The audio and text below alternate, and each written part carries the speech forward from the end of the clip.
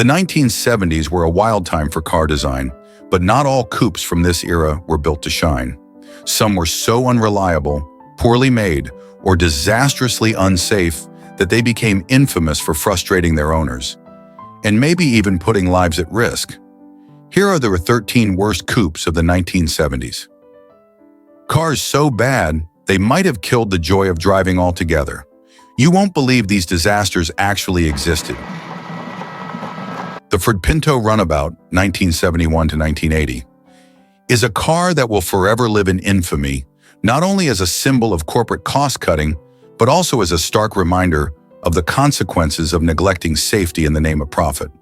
When it debuted in 1971, the Pinto was marketed as Ford's answer to the rising demand for compact, affordable cars in the wake of an influx of efficient imports like the Volkswagen Beetle and Toyota Corolla. The Runabout, the hatchback variant of the Pinto, was positioned as a sportier, practical alternative within this lineup, aimed at young drivers and families on a budget. However, the Pinto's legacy would soon become tarnished, both by catastrophic safety failures and a host of other shortcomings. The most notorious aspect of the Pinto was its poorly designed fuel tank, which was located just behind the rear axle. In rear-end collisions, the tank was prone to rupturing, which could lead to devastating fires. This flaw turned into a public relations nightmare for Ford when it was revealed that the company had chosen not to address the issue during production. Ford's internal cost-benefit analysis had determined that settling lawsuits from accidents would be cheaper than fixing the defect in all the cars. When these revelations came to light, the Pinto became synonymous with corporate greed and disregard for human safety. Although the eventual recall of 1.5 million Pintos in 1978 helped address the issue, the damage to Ford's reputation was irreparable. Beyond the safety scandal, the Pinto Runabout was plagued by a host of other issues that made it a poor choice for buyers, even in the absence of its infamous defect. For one, the car was severely underpowered. Equipped with a range of inline-four engines, the Pinto offered a maximum of around 100 horsepower, which even by the standards of the time was lackluster. Coupled with sluggish acceleration and unimpressive handling, the Pinto was anything but sporty. Drivers complained of a numb and unresponsive driving experience, which made the car feel uninspired compared to competitors like the nimble Honda Civic. Build quality was another major problem for the Pinto. In an effort to keep production costs low, Ford used cheap materials and rushed assembly processes. The result was a car prone to rust, rattles, and mechanical failures. Interiors were Spartan and uncomfortable, with brittle plastics and thin upholstery that didn't hold up well over time. Owners frequently reported issues with the suspension, brakes, and electrical systems, leading to costly repairs that negated the Pinto's initial affordability. While it was meant to be an inexpensive option, the Pinto often turned into a financial burden for its owners due to its lack of durability. The Pinto Runabout styling, while not inherently offensive, didn't do much to excite buyers either. Its squat, utilitarian appearance lacked the flair or charm of many of its competitors. The Runabout name suggested a sense of fun and adventure, but the car's design and performance failed to live up to the promise. Its practicality as a hatchback was somewhat undermined by a cramped rear seat and limited cargo space, further diminishing its appeal for families looking for an economical yet versatile vehicle. The timing of the Pinto's release also played a role in its struggles. By the mid-1970s, the subcompact car market was becoming increasingly competitive, with Japanese manufacturers like Honda, Toyota, and Datsun offering cars that were more reliable, fuel-efficient, and enjoyable to drive. Even domestic competitors like the Chevrolet Vega, despite its own issues, managed to outshine the Pinto in certain respects. As fuel prices rose and consumer priorities shifted, the Pinto's combination of mediocre performance, poor safety record, and reliability issues left it lagging behind. Despite its numerous flaws, the Pinto sold relatively well during its production run, with over 3 million units produced. However, this was largely due to its low price point and aggressive marketing rather than any inherent quality or appeal. The car became a staple of rental fleets and first-time buyers, but it was rarely celebrated as a vehicle people truly loved. Its reputation only worsened as time went on, with many Pintos ending up in junkyards long before their time. Today, the Ford Pinto Runabout is remembered less as a car and more as a cautionary tale. Its story serves as a stark example of what happens when cost-cutting and corner-cutting take precedence over safety, quality, and customer satisfaction. While a few enthusiasts and collectors have sought to preserve and restore Pintos as pieces of automotive history, the car's lasting legacy is its role in sparking a broader conversation about automotive safety and corporate ethics. It's a reminder of an era when the pursuit of profit came at a steep price, a price paid in both reputation and, tragically, lives. The Chevrolet Vega GT, 1971 to 1977, was introduced as the sporty trim of the Vega lineup, intended to showcase Chevrolet's ability to produce a stylish, high-performing compact car that could rival popular imports like the Volkswagen Beetle and Toyota Corolla. Marketed with a blend of youthful energy and practicality, the Vega GT featured upgraded styling, additional performance options, and a promise of Chevrolet's trusted quality. Unfortunately, the car would go down in history as one of the most disappointing offerings from General Motors, plagued by a litany of mechanical and quality control issues that turned its promise into frustration for buyers. At first glance, the Vega GT seemed to be a winning formula. Its design, crafted under the guidance of GM's celebrated stylist Bill Mitchell, was sleek and modern, with a long hood and short rear deck that gave it a sporty, European-inspired appearance. The GT trim added distinctive touches like rally wheels, stripes, and optional performance equipment, giving it a more aggressive stance compared to the base Vega. On paper, it looked like a strong contender in the growing compact car market. However, beneath the attractive exterior lay a series of fundamental flaws that would tarnish the Vega GT's reputation. One of the most glaring issues was its engine. The Vega was powered by an innovative aluminum inline-4 engine designed to be lightweight and fuel-efficient.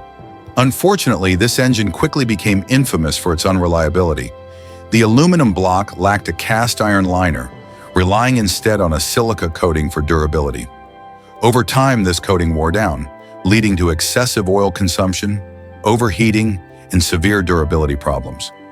Many Vega owners experienced engine failure well before 50,000 miles, a shocking defect that undermined the car's appeal. Compounding the engine's problems was the Vega GT's susceptibility to rust. Chevrolet had opted to use a new rust-proofing process during production, which proved woefully inadequate. The car's body panels, particularly around the fenders and doors, were prone to corrosion, often within just a few years of ownership. This issue was exacerbated by poor build quality. Uneven panel gaps and insufficient sealing made the car more vulnerable to the elements. In northern climates where road salt was common, the Vega's body could disintegrate at an alarming rate, leaving owners with a car that was not only unreliable, but unsightly as well. The Vega GT's driving experience also failed to live up to its sporty aspirations. While the car was lightweight and nimble in theory, the underpowered engine and mediocre suspension limited its performance. Buyers expecting a dynamic, fun-to-drive coupe were disappointed by sluggish acceleration and lackluster handling. Chevrolet attempted to address these shortcomings with optional upgrades like a 5-speed manual transmission and improved suspension tuning, but these fixes were not enough to salvage the car's reputation. Adding insult to injury, the Vega GT suffered from numerous smaller quality control issues. Electrical problems, such as faulty wiring and unreliable starters, were common. Interior materials, though visually appealing at first, wore out quickly, with seat upholstery tearing and dashboard components cracking under normal use. Owners often reported frequent trips to the dealership for repairs, eroding any initial goodwill the car's design had generated. The Vega GT's problems were further magnified by Chevrolet's aggressive marketing campaign, which had promised a revolutionary compact car that combined American engineering with European flair. Buyers who purchased the Vega expecting it to be a dependable, high-quality Chevrolet product felt deeply let down. The contrast between the car's image and its reality made the Vega GT a symbol of corporate overreach and unmet expectations. Despite these flaws, the Vega GT sold reasonably well during its production run, thanks in part to its low price and GM's strong dealer network. However, its reputation for poor reliability and rapid depreciation meant that many buyers never considered another Chevrolet compact again. By the time the Vega was discontinued in 1977, its name had become synonymous with failure, and it left a stain on General Motors' reputation that took years to overcome. In hindsight, the Chevrolet Vega GT is remembered as a cautionary tale of corporate hubris and the perils of rushing a product to market without adequate testing and quality control. While its stylish design and initial promise showed potential, its legacy is one of disappointment and frustration. Today, the Vega GT is a rare sight on the road, as most succumbed to rust and mechanical failure long ago. Among enthusiasts, it remains a symbol of what could have been, a car that, with better engineering and attention to detail, might have become a true competitor in the compact car market. The rushed AMC Matador Coupe, 1974 to 1978, was a bold attempt by American Motors Corporation to revitalize its mid-size lineup with a car that would stand out in a crowded marketplace. Advertised with futuristic, attention-grabbing styling and positioned as an upscale alternative to more mainstream offerings, the Matador Coupe aimed to offer both style and substance. However, despite its ambition, the car fell short in critical areas, earning a reputation for polarizing aesthetics, lackluster performance, and contributing to AMC's struggle to remain competitive in the 1970s. When the Matador Coupe debuted in 1974, it replaced AMC's more conservative midsize offerings with a design that was anything but subtle. Styled under the guidance of AMC's design chief Richard Teague, the car featured dramatic lines, a wide grille, and exaggerated proportions. While some admired its daring look, others found it awkward and overly bloated, particularly compared to the cleaner, more restrained designs of its competitors. The Matador Coupe's styling was a gamble that alienated as many buyers as it attracted, making it a polarizing presence on the road.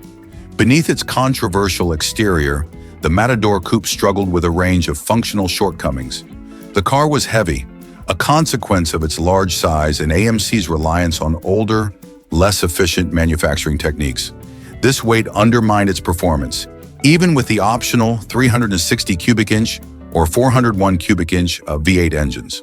While these engines delivered decent horsepower on paper, the car's sluggish acceleration and ponderous handling left drivers underwhelmed, especially compared to more agile rivals like the Pontiac Grand Prix and Chevrolet Monte Carlo.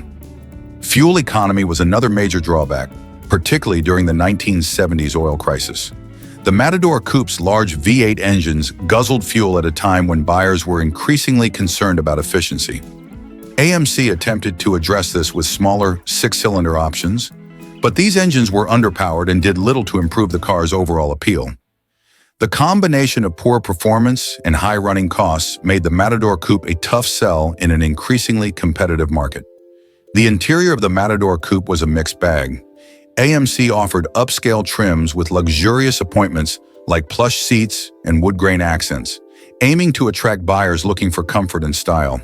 However, build quality was inconsistent, and cost-cutting measures were evident in the use of cheaper materials in less visible areas. Road noise and rattles were common complaints, detracting from the premium feel AMC had hoped to convey. The car's large size also did not translate to a spacious cabin. Rear seat passengers often found themselves cramped, particularly under the sloping roofline. Despite these flaws, AMC aggressively marketed the Matador Coupe as a fashionable, high-performance option.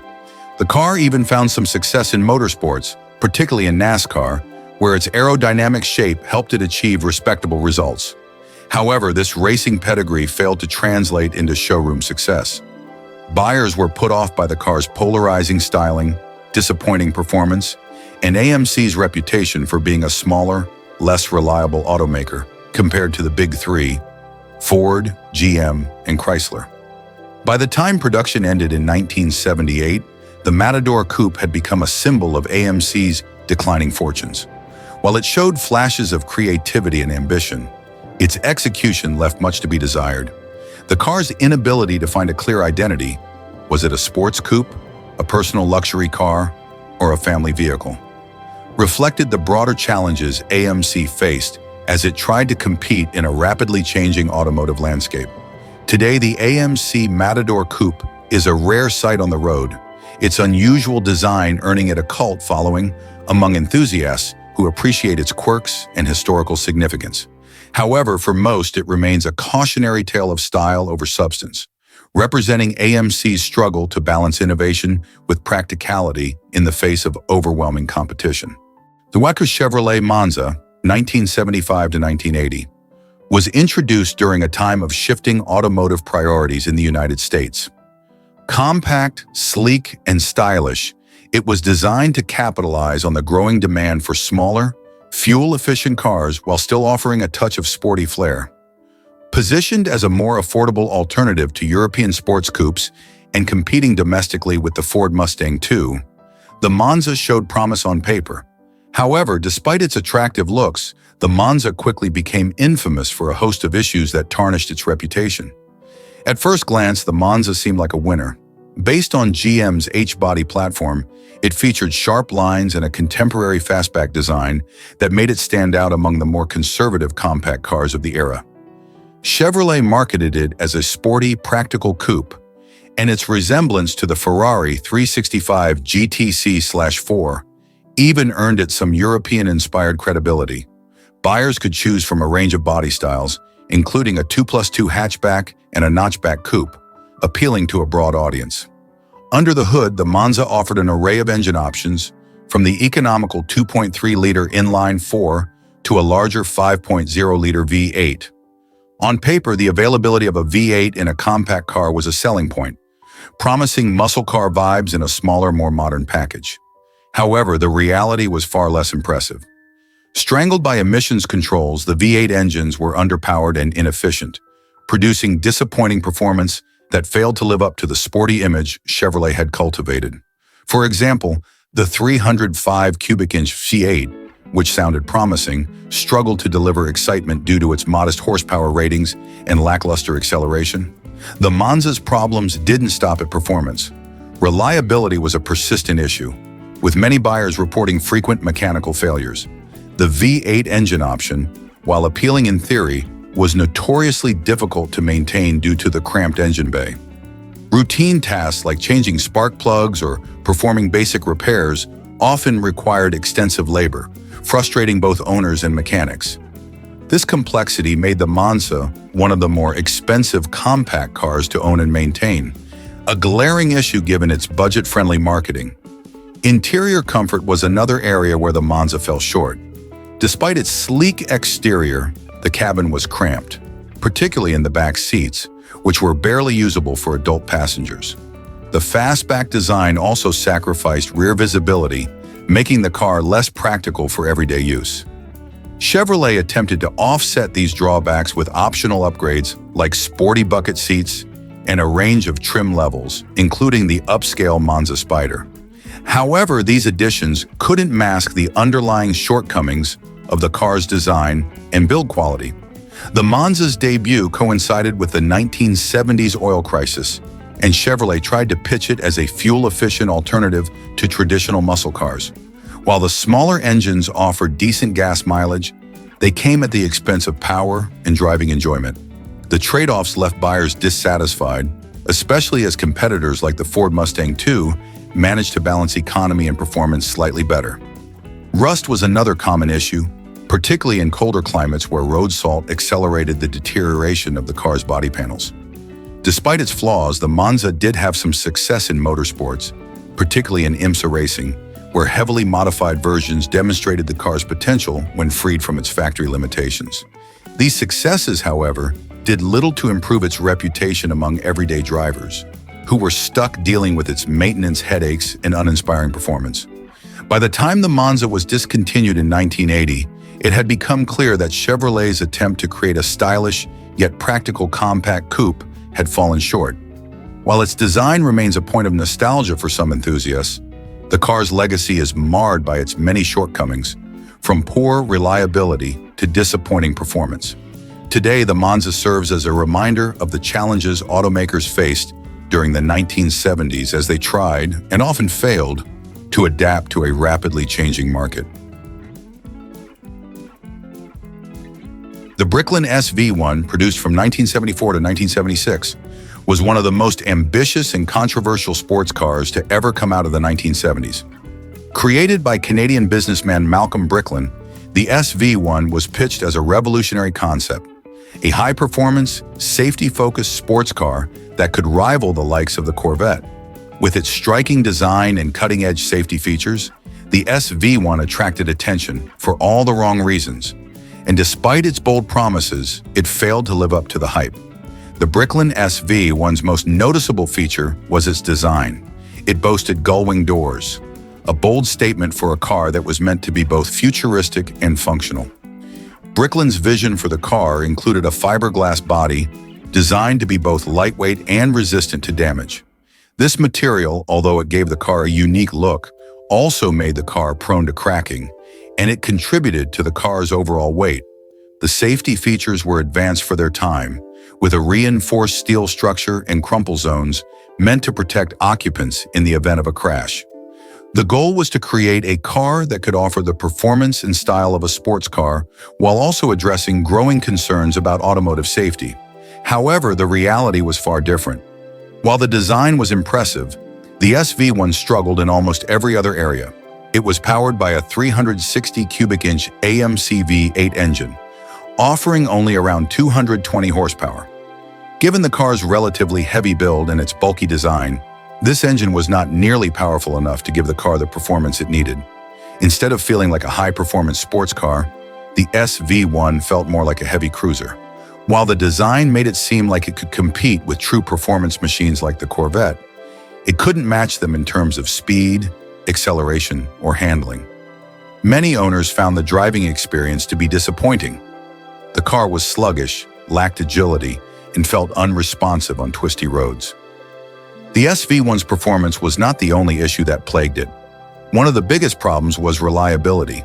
The car's electrical systems were notoriously temperamental, and many owners reported constant issues with the car's complicated systems. One of the most significant problems was with the hydraulic system that powered the gull-wing doors. These doors were one of the car's signature features, but often malfunctioned. The body itself, though made of fiberglass, was prone to cracking, and even more frustratingly, it was difficult and expensive to repair. Mechanical failures were another constant problem, with owners reporting issues such as engine overheating, faulty fuel systems, and brake malfunctions. While Brickland marketed the car as a safety vehicle, its reliability issues made it anything but safe to drive in the long term. The SV1's build quality was inconsistent at best. Some cars had their doors misaligned, and the paint jobs were often uneven, with spots of oxidation developing prematurely on some models. These issues gave the car a reputation for being poorly constructed, and it quickly became known as one of the most unreliable sports cars ever made. One former owner, who purchased a Brickland SV1 in the 1970s, recalls his mixed feelings about the car. "When I bought the Brickland, I was drawn in by its futuristic design. Those gull-wing doors were a sight to behold, and I was excited to have something that was both unique and safe. But that excitement wore off quickly. Within a few months, I started to experience electrical problems. The car's doors stopped working properly, and the engine would overheat. I had to take it in for repairs almost every month. It was fun to drive when it worked, but those moments were few and far between. The performance didn't live up to the hype either. It felt sluggish, and I found myself longing for the power and agility of a Corvette or even a Mustang. It was a beautiful car, but honestly, it wasn't a car I could rely on. I sold it after only a year. It was a beautiful dream, but the execution just wasn't there. Beyond its mechanical problems, the Brickland SV1 was also priced higher than many of its competitors, making it an even harder sell. At a time when the market was flooded with cheaper, more reliable sports cars from established manufacturers, the SV1's high cost seemed unjustifiable, especially given its numerous flaws. The lack of performance, combined with the constant breakdowns and the need for expensive repairs, made it an impractical choice for most buyers. Despite its failure to meet expectations, the Brickland S1 remains an interesting and unique chapter in automotive history. Only about 3,000 units were built, making it a rare collector's item today. Its status as a car that promised much but ultimately fell short has given it a sort of tragic appeal, with some automotive enthusiasts appreciating its bold design and the ambition behind it. The Triumph TR7, produced from 1975 to 1981, was a bold attempt by the British automaker to reinvent its reputation and target the American sports car market. With its futuristic wedge-shaped design, the TR7 aimed to be the successor to the successful TR6 and attract a new generation of enthusiasts. However, despite its ambitions, the TR7 was plagued by a series of issues that severely hindered its success, tarnishing Triumph's sporty image and making it one of the company's most criticized models. At first glance, the TR7's styling was certainly distinctive. The wedge shape, designed by famed Italian designer Giovanni Michelotti, was meant to look modern and cutting-edge, positioning the TR7 as a car of the future. However, this bold design choice didn't resonate well with all buyers. The sharp lines and angular bodywork were divisive, with some finding the TR7's appearance ahead of its time, while others felt it lacked the charm and elegance of its more traditional predecessors. The sharp angles and boxy profile made the car appear somewhat awkward compared to the sleek, flowing lines of contemporary sports cars, leading many to find the TR7 less attractive than the more rounded, classic designs of other cars in the same category. Under the hood, the TR7 was equipped with a 2.0-liter four-cylinder engine that was underpowered compared to its competitors, especially given the growing demand for more powerful and capable sports cars in the 1970s. While the engine delivered a reasonable amount of power for a small car, it was sluggish by sports car standards, particularly when compared to the offerings from other manufacturers, like the Datsun 240Z or the Porsche 914. The TR7's performance was lackluster, and its acceleration was often described as slow and uninspiring. The TR7's handling was also not up to par with the performance standards expected of a true sports car, as its relatively soft suspension and heavy bodywork made it less agile than competitors in its class. The most significant issue with the TR7, however, was its build quality. Triumph's reputation for craftsmanship had already been somewhat tarnished by earlier models, but the TR7 seemed to push things to a breaking point. The car was notorious for poor assembly and cheap materials, particularly in the interior. Owners frequently complained about interior trim falling apart, rust issues, and a poorly fitted body panels. The low-quality construction led to a slew of mechanical and electrical failures, and it wasn't unusual for owners to experience problems with the car's electrical systems. Electrical gremlins, such as faulty wiring, were commonplace, making the TR7 a maintenance nightmare for many owners. These reliability problems were a far cry from what buyers had come to expect from the British brand, which had prided itself on producing spirited driving machines.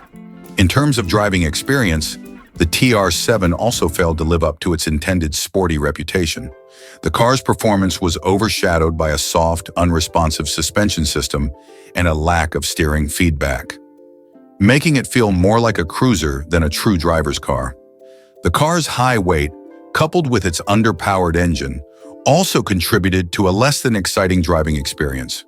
The TR7's performance was lackluster on both the highway and on twisty back roads, where its competitors like the Datsun 240Z or the Mazda RX-7 excelled.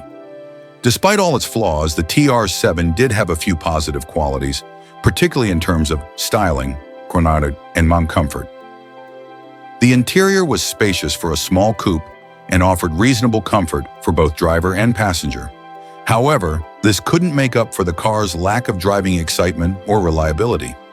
An owner of the TR7, reflecting on their experience, stated, "When I first bought the TR7, I was attracted to its looks and the idea of having a British sports car, but it quickly became clear that it was a poor decision.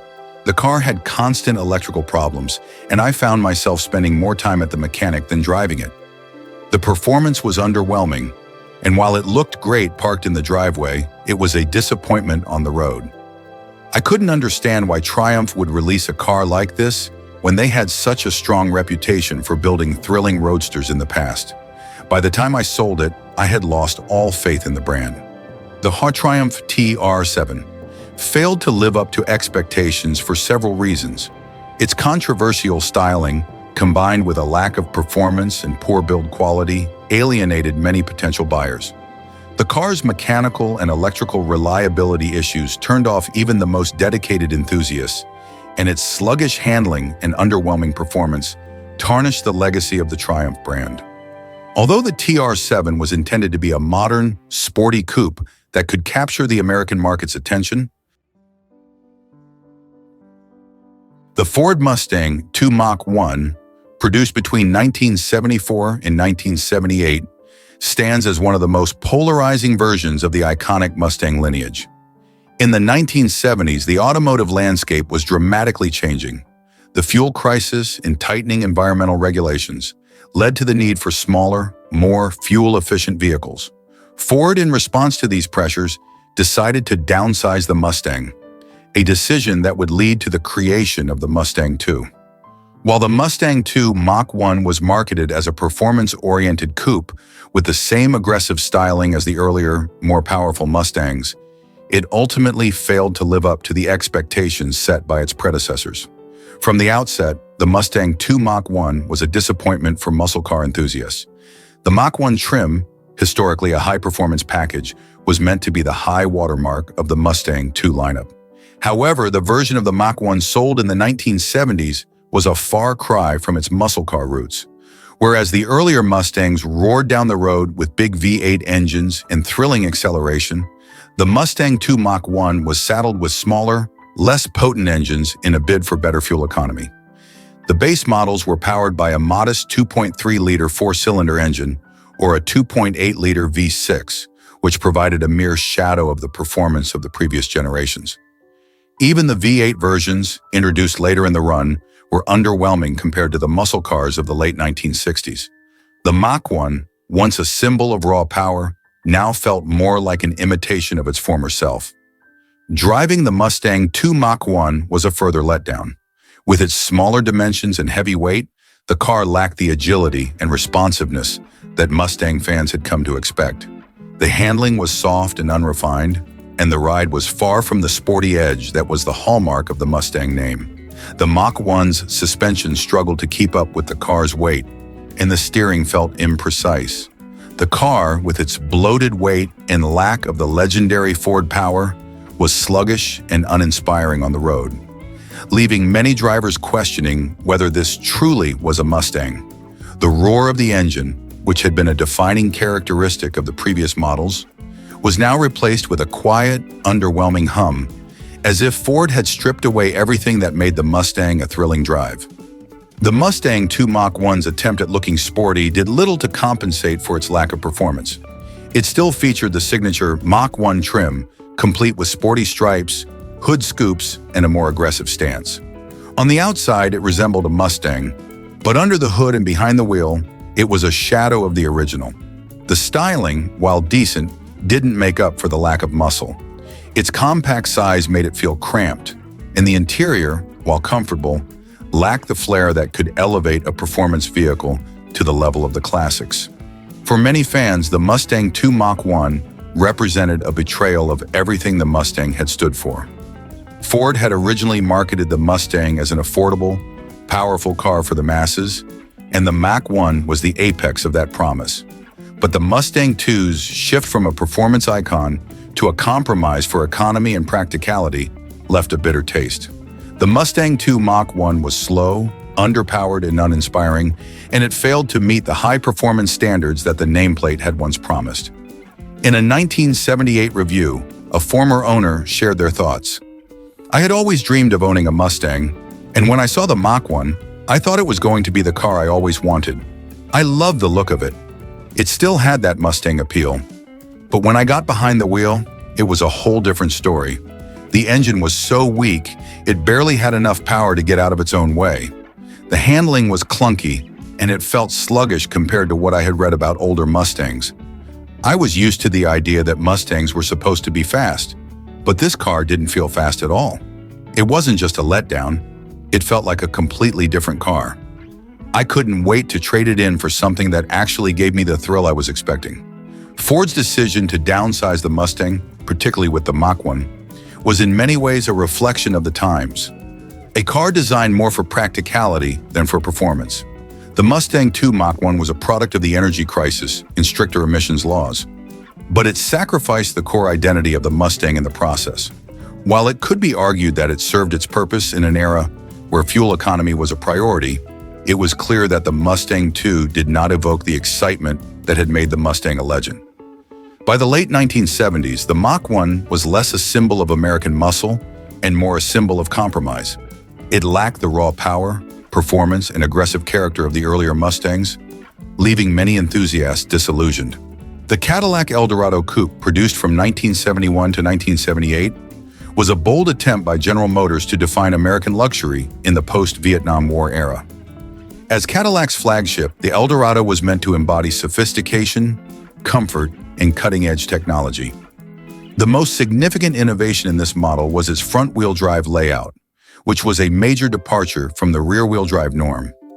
Cadillac hoped this would elevate the Eldorado as a true luxury vehicle, blending innovation with traditional opulence. However, despite its lavish features and advanced engineering, the Eldorado ultimately became known for its size, weight, and underwhelming performance. A land yacht in every sense, and not in a good way. The Eldorado was undeniably luxurious. Inside, it featured all the plush appointments that one would expect from Cadillac: leather upholstery, wood veneer, plush carpeting, and a vast array of power features. It also boasted an abundance of space, offering a smooth and comfortable ride that could rival the best luxury cars of the era. But it wasn't long before drivers started to realize that the Eldorado's comfort came at a high price. The car was massive, stretching over 18 feet in length, and weighed more than 4,500 pounds. While this may have been a benefit in terms of ride quality, it significantly detracted from the car's agility and handling. One of the key issues with the Eldorado was its performance. Despite the front-wheel drive layout, which promised to provide better traction and handling in certain conditions, the car was sluggish. The sheer size and weight of the Eldorado made it cumbersome.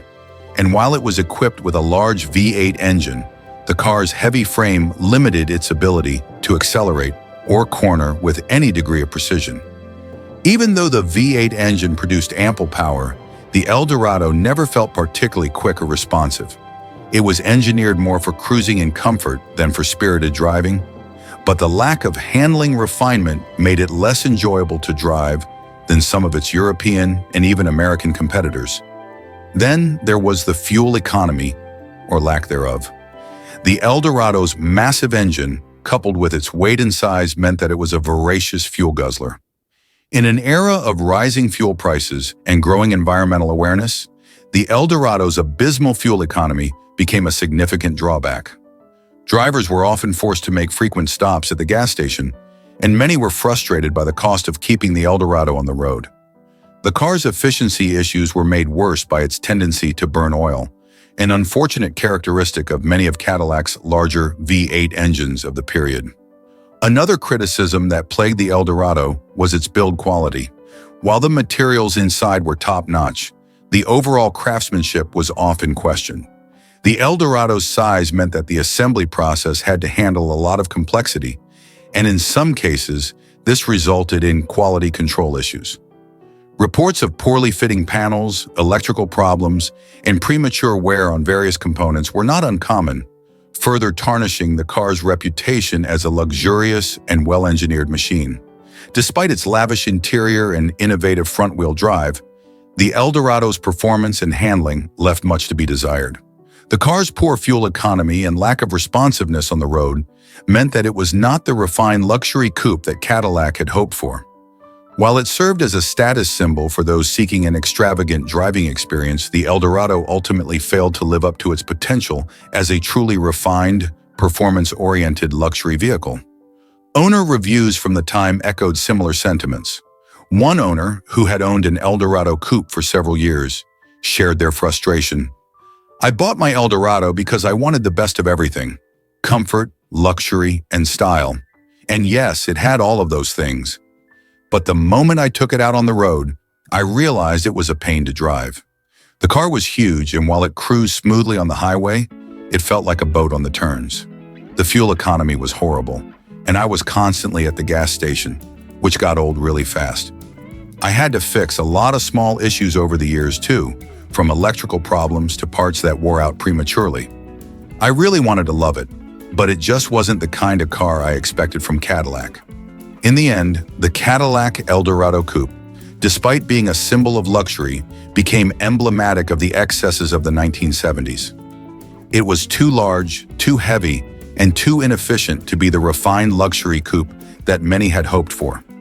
It couldn't compete with the more nimble and fuel-efficient offerings from both domestic and foreign manufacturers, and while it had the luxury and technology features expected of a Cadillac, the Eldorado's design flaws and poor performance made it more of a rolling monument to American automotive. The Plymouth Voler Coupe, produced from 1976 to 1980, was part of Chrysler's strategy to offer a compact, affordable car for the mid to late 1970s. Intended to replace the aging Plymouth Valiant, the Voler was marketed as a more modern, efficient alternative. However, despite its initial promise, the Voler quickly became known for its numerous shortcomings, leading to a short-lived and largely disappointing tenure in the market. One of the Voler's most notorious issues was its susceptibility to rust. In an era when car manufacturers were dealing with the rising concerns of build quality and durability, the Voler failed to live up to expectations. The body was prone to corrosion, particularly in areas where salt was used during the winter months. Owners often found themselves dealing with extensive rust damage, even on relatively new cars. This issue wasn't just an aesthetic problem, it also compromised the structural integrity of the vehicle. For many buyers, the rust problems were a constant headache, requiring frequent repairs and maintenance. But rust wasn't the only issue with the Voler. The car was widely criticized for its poor build quality. Many owners reported shoddy craftsmanship, with parts that didn't fit properly, doors that didn't close smoothly, and interior components that wore out far too quickly. The assembly process seemed inconsistent, and the car's overall attention to detail left much to be desired. For a vehicle that was marketed as a reliable and economical option, the Voler often felt cheap and poorly constructed, leading to frustration among its owners. Mechanical failures were another key issue. The Voler was plagued by a variety of mechanical problems, ranging from engine trouble to transmission issues. Many owners complained of frequent breakdowns, which only added to the overall disappointment with the car. The engine, which was offered in both inline-6 and V8 configurations, didn't provide the performance that many buyers were expecting. While it wasn't a high-performance vehicle by any means, the Voler's lack of power made it feel sluggish and uninspiring on the road. The V8 engine option, in particular, was underwhelming for a car of its size, and the overall driving experience left much to be desired. The car's handling was another point of contention. With its somewhat heavy, unrefined chassis and unimpressive suspension, the Voler didn't offer the smooth ride or responsive handling that drivers had come to expect from even modestly priced vehicles. The car's steering felt vague, and its cornering capabilities were mediocre at best. In a time when competitors like the Ford Maverick and Chevrolet Nova were offering better driving experiences, the Voler's handling felt outdated and uninspired. Fuel economy was another area where the Voler didn't impress. While it wasn't as egregious as some of its larger contemporaries, it still failed to deliver the kind of efficiency that buyers were hoping for in a compact car. The energy crisis of the 1970s had shifted the focus of consumers toward more fuel-efficient vehicles, and the Voler's performance and fuel economy were simply not up to par. Despite its promise of being an affordable and reliable compact coupe, the Plymouth Voler's reputation was marred by its rust problems, poor build quality, frequent mechanical failures, and lackluster performance. For many owners, the car was a major disappointment, especially considering the high expectations surrounding its release. One owner, who had purchased a Voler coupe in the late 1970s, shared their frustration. "I bought the Voler hoping for a reliable, no-frills car to get me around, but almost immediately I started noticing rust spots on the fenders and doors. It wasn't long before the engine started acting up, and the car was constantly in the shop for one issue or another. It wasn't a bad-looking car, but it was certainly a bad experience. I could never get comfortable with the driving performance either. It felt like it just didn't live up to the name. In the end, the Plymouth Voler Coupe was a casualty of Chrysler's failure to execute on its design and quality goals. What was supposed to be a dependable compact coupe turned into a symbol of the automotive industry's struggle during the 1970s. While it had some appealing features on paper, its poor build quality, mechanical shortcomings, and lackluster driving experience made it a flop in the eyes of most consumers. The MGB GT-V8, produced from 1973 to 1976, was intended to be a more powerful, performance-oriented version of the classic MGB Roadster. With a 3.5-liter Rover V8 engine, the MGB GT-V8 promised to offer a substantial boost in power compared to the standard four-cylinder MGB. On paper, it seemed like a thrilling step forward for the beloved British sports car. However, despite its potential, the MGB GT-V8 was marred by several significant issues that prevented it from living up to the expectations of enthusiasts. One of the biggest problems with the MGB GT-V8 was its outdated chassis. Although the car featured a more powerful engine, the underlying platform remained largely unchanged from the original MGB, which had been introduced in the early 1960s. While the chassis had been adequate for the lighter, less powerful MGB, it struggled to handle the extra torque and power of the V8 engine. The result was a car that, despite its enhanced engine, had handling that felt less refined and composed than one might expect from a performance coupe. The suspension system, designed for a much lighter engine, struggled to cope with the increased weight and power, leading to a less-than-ideal driving experience. In addition to the outdated chassis, the MGB GT-V8 suffered from numerous reliability issues that plagued the model during its production run.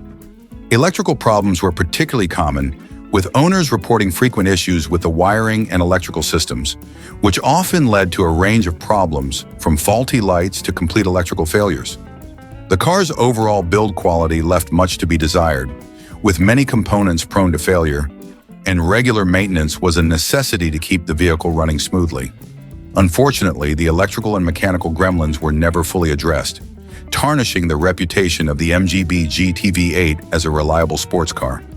Another major flaw was the car's inability to truly live up to its performance potential. Despite the addition of the Rover V8 engine, the MGB GT-V8 struggled to keep up with other contemporary sports cars in terms of acceleration and handling.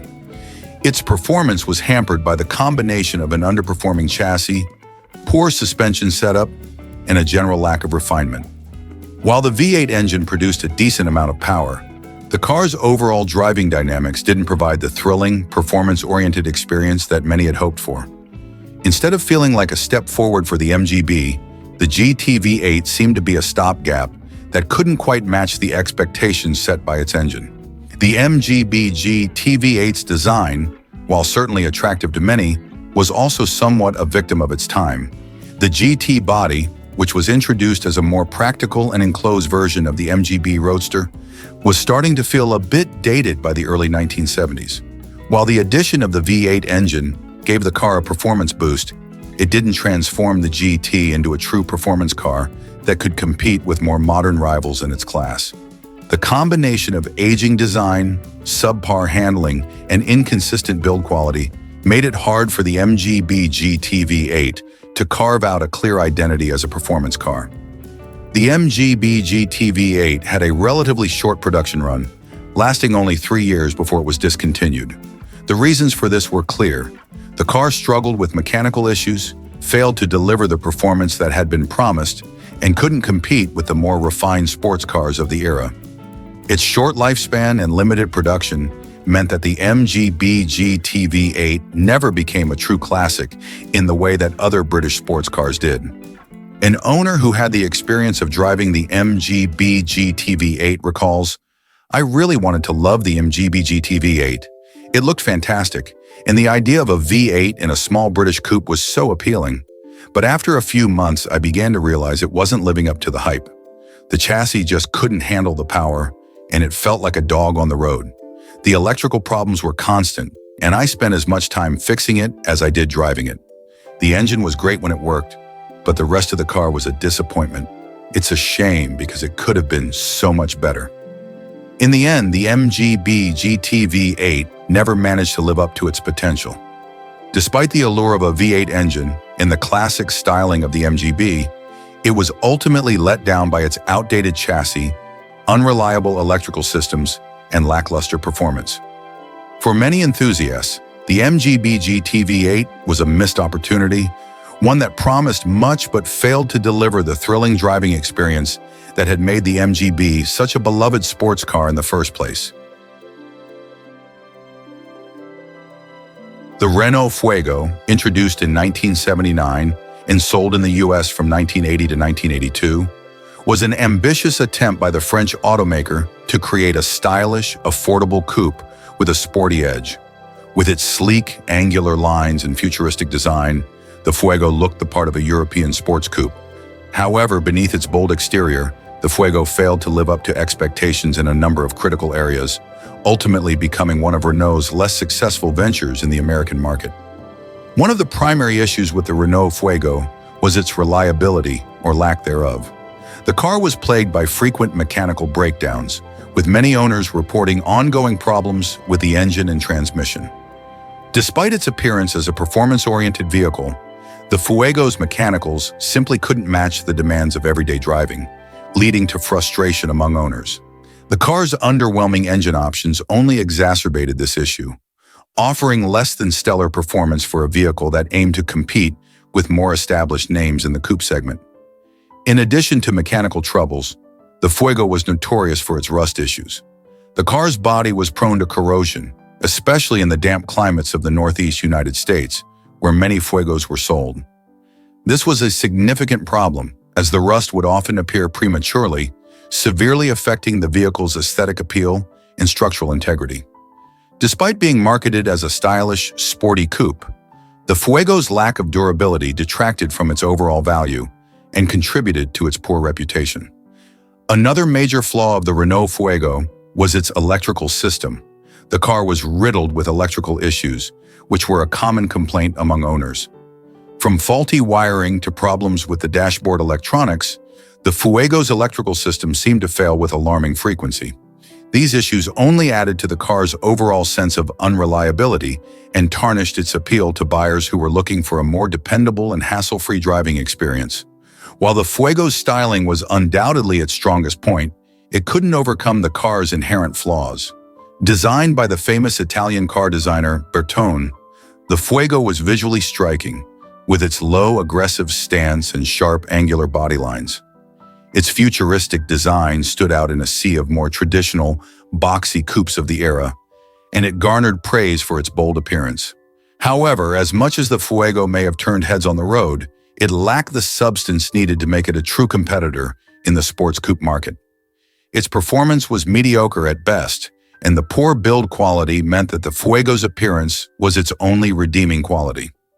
One Fuego owner reflected on the car's shortcomings. "I bought the Fuego because I loved the way it looked. It was unlike anything else on the road at the time, sleek and sporty. But after a year of owning it, I began to realize that looks aren't everything. The engine was underpowered and unreliable, and I constantly had to deal with rust spots and electrical problems. It was frustrating. I spent more time at the mechanic than I did on the road, and in the end, I had to let it go." The Fuego's short-lived run in the US market was a testament to its inability to live up to the promises made by its designers. Though it had the potential to be a stylish and competitive entry into the affordable coupe segment, the Fuego's mechanical issues, rust problems, and electrical failures overshadowed its good looks. In a market dominated by more reliable, performance-oriented vehicles, the Fuego struggled to find a foothold and was eventually discontinued in the US after only a few years. In summary, the Renault Fuego's appeal was largely based on its appearance, but beneath the surface, it was a car plagued by mechanical issues, reliability problems, and poor build quality. While the car's design was futuristic and bold, it lacked the substance to back it up. For many, the Fuego became a cautionary tale of style over substance, a car that looked great but couldn't deliver the performance or reliability needed to succeed in a competitive market. The Fiat 128 3P Coupe, manufactured from 1975 to 1980, was one of Fiat's attempts to offer a compact, sporty car that could appeal to a younger, more enthusiastic audience. Based on the already successful Fiat 128 platform, which had proven popular as a practical family car, the 128 3P Coupe was designed to be the more stylish and performance-oriented version. Featuring a sleek three-door hatchback design, it looked modern and trendy for the era, aimed at those looking for a sporty yet affordable alternative to more established European coupes. At first glance, the Fiat 128 3P Coupe certainly had the visual appeal. Its compact size, sporty stance, and sharp lines gave it an attractive, youthful character. The three-door body style, coupled with a rear hatch, provided an extra level of practicality, giving buyers the chance to enjoy a sporty coupe without sacrificing too much functionality. The interior was also designed with simplicity in mind, offering enough comfort for daily driving while maintaining an air of sportiness with bucket seats and a straightforward dashboard layout. However, despite its stylish appeal, the Fiat 128 3P Coupe fell short in several key areas. One of the most glaring issues was its infamous rust problems.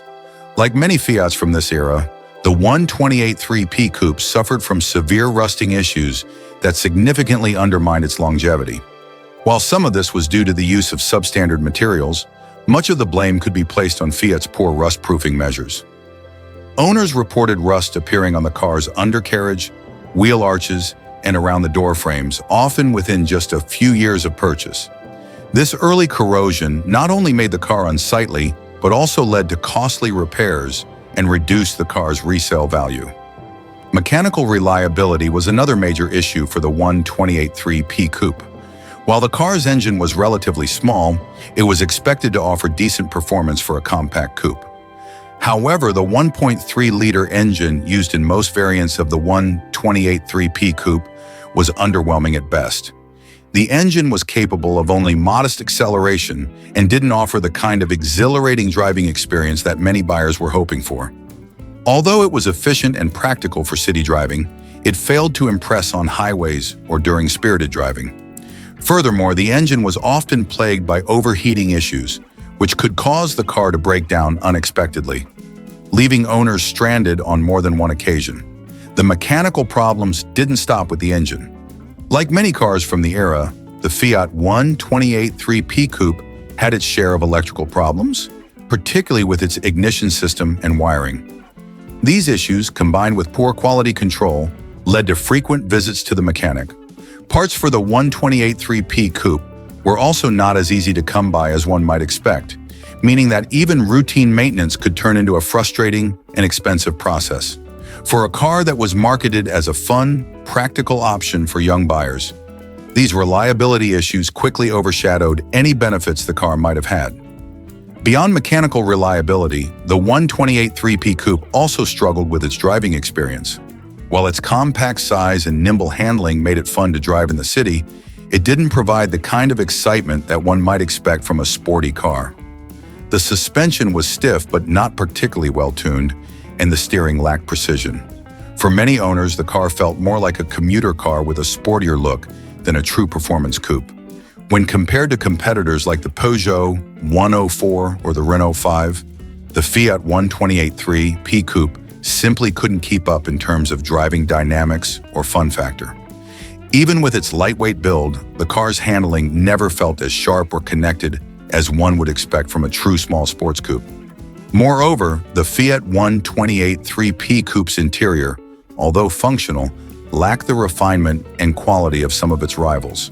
While the design was simple and straightforward, it wasn't particularly exciting or sophisticated. The materials used in the interior were basic and prone to wear, adding to the feeling that the car was more about looks than substance. The seats, though comfortable for short trips, lacked the support needed for longer drives, and the cabin, though functional, wasn't the most enjoyable place to spend extended periods.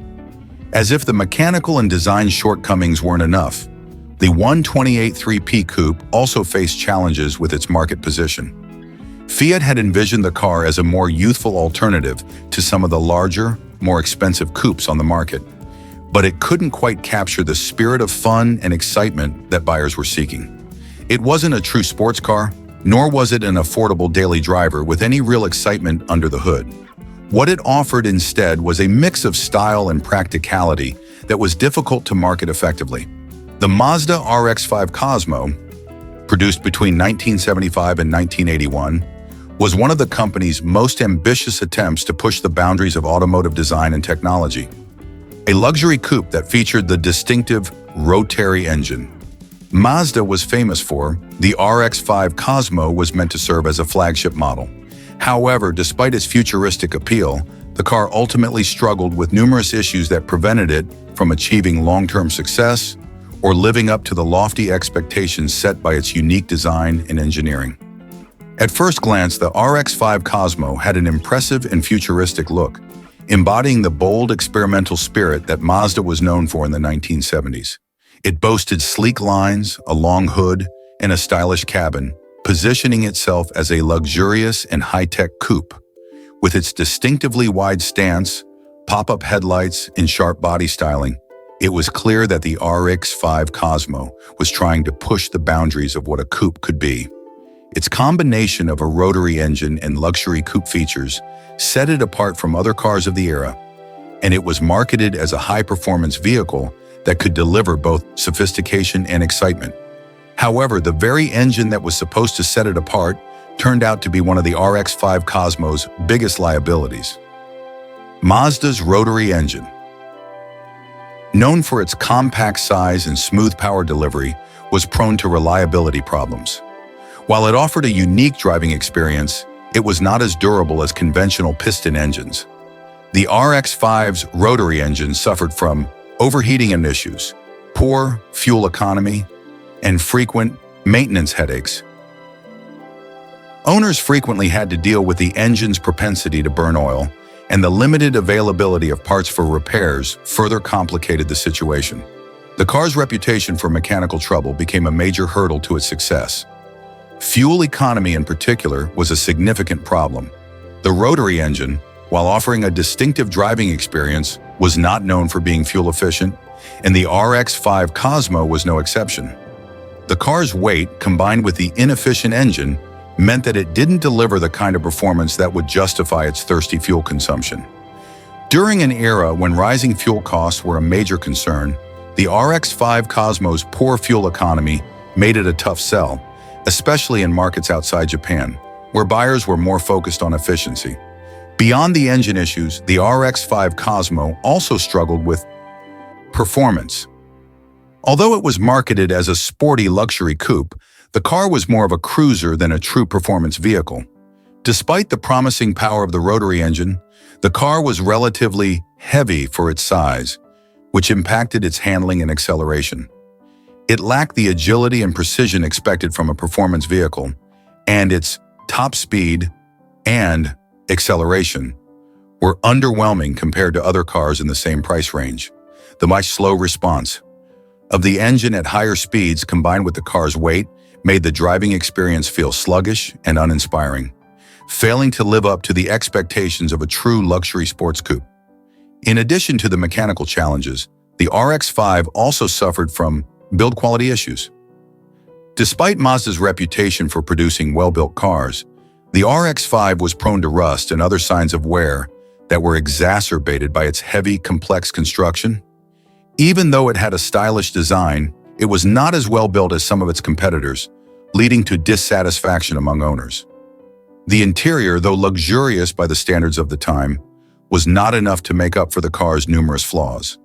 The dashboard layout, though clean and modern, lacked the refinement and attention to detail that one might expect from a luxury car. Furthermore, the car's weight and design made it less comfortable for long trips, as the heavy bodywork and tight cabin layout didn't offer the smooth, easy ride that many luxury car buyers craved. An owner who bought a Mazda RX-5 Cosmo in the late 1970s described their experience as follows. "I was initially drawn to the RX-5 Cosmo because of its futuristic design and the allure of the rotary engine. It was unlike anything else on the road at the time. But after a year of ownership, I began to have trouble with the engine. It was constantly overheating, and I had to add oil every few hundred miles. The fuel consumption was outrageous, far worse than I had expected. I also found it too heavy to enjoy the way I had hoped. It looked great parked in the driveway, but the driving experience was underwhelming, and the reliability issues made me regret the purchase. I sold it after a couple of years, and it was the best decision I made. In terms of its place in history, the Mazda RX-5 Cosmo remains a fascinating footnote in the evolution of Japanese luxury and performance vehicles. Though it certainly had a distinctive character,